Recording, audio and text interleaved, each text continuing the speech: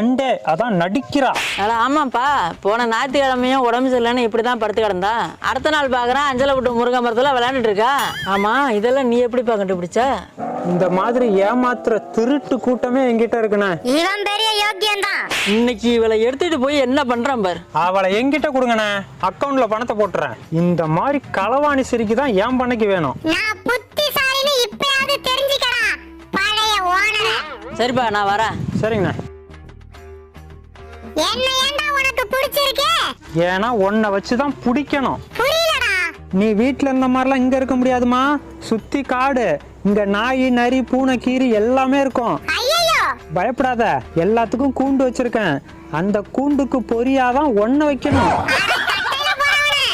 Owner ஐயா, எங்கயா இருக்கீங்க? புத்திசாலிக்கெல்லாம் என் வீட்டுல இடம்லாமா? ஐயோ